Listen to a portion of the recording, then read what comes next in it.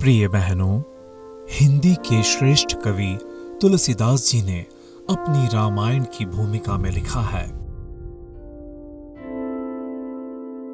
मैं साधु तथा असाधु दोनों का ही चरण वंदन करता हूं, किंतु हाय मेरे लिए दोनों ही समान रूप से दुखप्रद है।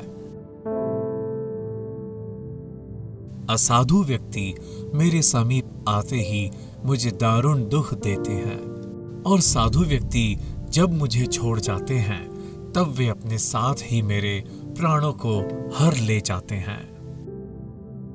मैं इस बात की सत्यता को स्वीकार करता हूं, भगवत प्रिय साधुजनों के साथ प्रेम करने के सिवाय मेरे लिए और कुछ भी कार्य अवशिष्ट नहीं है।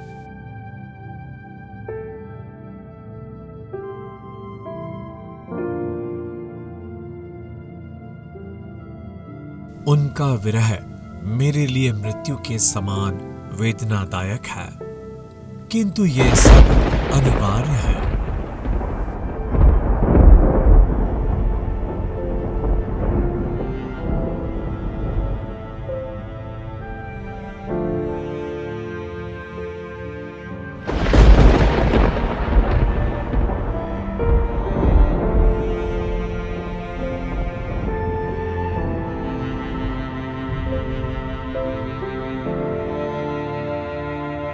हे मेरे प्रियतम की वंशी ध्वनि, तुम बजती रहो, मैं तुम्हारा ही अनुसरण कर रहा हूं।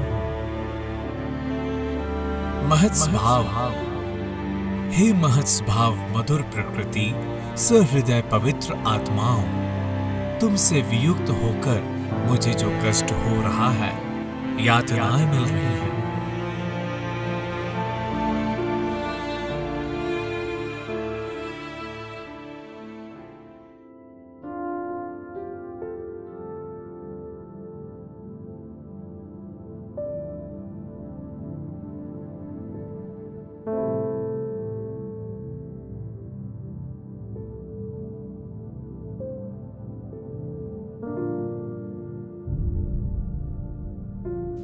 उसे व्यक्त करना मेरे लिए असंभव है।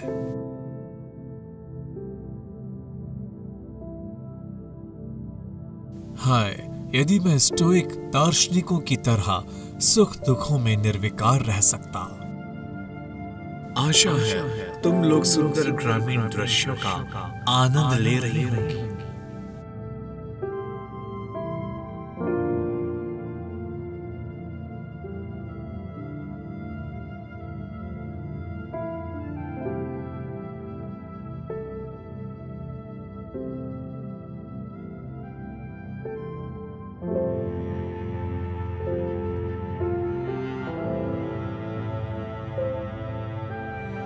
या निशा सर्वभूतानां तस्यां जागृति संयमी, यस्यां जागृति भूतानि सा निशा पश्यतो मुनिः।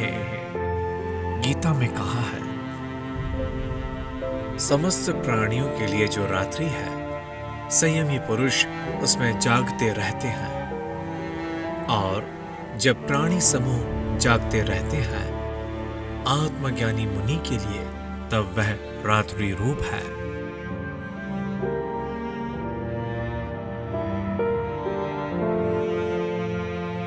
इस जगत की धूल तक भी तुम्हारा स्पर्श ना कर सके। कवियों की उक्ति है कि यह जगत मानो फूल मालाओं से ढका हुआ सड़ा मुर्दा है। यदि संभव हो तो इसका स्पर्श तक ना करना। तुम तो स्वर्गीय होमा पक्षी के शावक हो।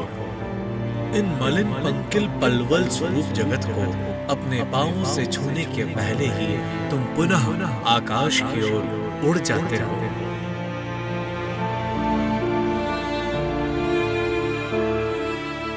जो जाग रहे हैं उनको पुनः निद्रित नहीं होना चाहिए। जागतिक प्राणियों के लिए प्रेम करने की अनेक वस्तुएं हैं, उनको उनसे प्रेम करने दो। हमारे प्रेमास्पद तो एक ही हैं और वे हैं हमारे प्रभु। सांसारिक लोगों की बातों की हमें कोई परवाह नहीं, किंतु जब वे हमारे प्रेमास्पद को चित्रित करना चाहते हैं तथा उन्हें विभिन्न विकृत विशेषणों से विशिष्ट करना चाहते हैं, तभी हमें भय होने लगता है। वे जो भी कुछ करना चाहें करते रहें, हमारे लिए तो वे एकमात्र प्रेमास्पद हैं। मेरे लिए प्रियतम प्रियतम प्रियतम के सिवाय वे कुछ और भी नहीं हैं। यह कौन जानना चाहता है कि उनमें कितनी शक्ति तथा कितने गुण हैं और हमारी भलाई करने की कितनी सामर्थ्य उनमें विद्यमान है। हम सदा के लिए यह कह देना चाहते हैं कि कुछ प्राप्त करने की लालसा से हम उनसे प्रेम नहीं करते। हम अपने प्रेम को कभी बेचना भी नहीं चाहते। उसके बदले में कुछ प्राप्त करने की भी हमारी आकांक्षा नहीं है। हम तो केवल मात्र उनको देना चाहते हैं।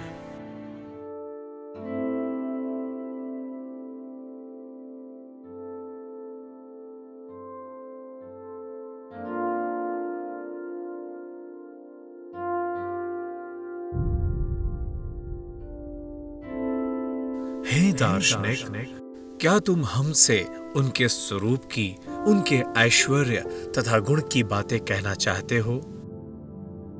मूर्ख, तुम यह भी नहीं जानते हो कि उनके अधर के एक चुंबन मात्र के लिए हमारे प्राण निकल रहे हैं।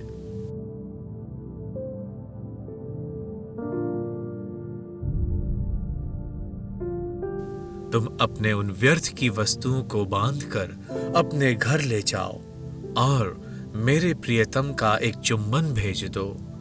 क्या तुम यह भेज सकते हो? मूर्ख, किसके सम्मुख घुटने टेक कर तथा भयभीत होकर तुम प्रार्थना कर रहे हो?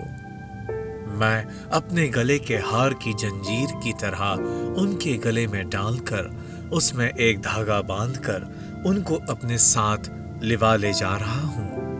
मुझे भय है कि कहीं क्षण भर के लिए भी वे मुझे छोड़कर अन्यत्र ना चले जाएं।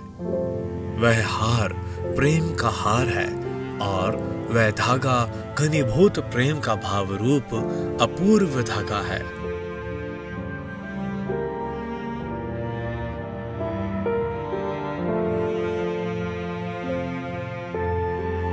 मूर्ख, तुम इस रहस्य को नहीं जानते हो कि वह असीम तत्व प्रेम के बंधन में फंसकर मेरी मुट्ठी के अंदर आ चुका है। क्या तुम्हें यह पता नहीं है कि वे जगन्नाथ प्रेम डोर से बंध जाते हैं? क्या तुम यह नहीं जानते हो कि इस विशाल विश्व के संचालक वृंदावन की गोपियों की नुपुर ध्वनि के साथ नाचते फिरते थे? उन्माद की तरह यह कुछ मैं लिख रहा हूं। उनके लिए मुझे क्षमा करना, अव्यक्त को व्यक्त करने का व्यर्थ प्रयास रूप मेरी इस धृष्टता को माफ करना।